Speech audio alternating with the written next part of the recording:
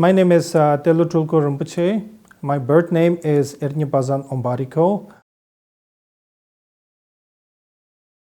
My parents are of Kalmyk origin.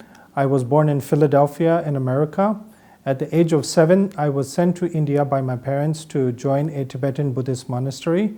I joined Drepung Gomang Monastery in 1980, and I studied in Drepung Gomang Monastery for 13 years.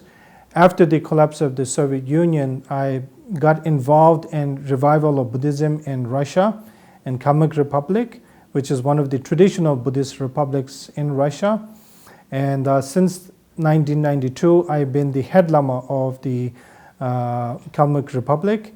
And since 2015, I've been the honorary representative of His Holiness the Dalai Lama to Russia, Mongolia, and former Soviet Union republics.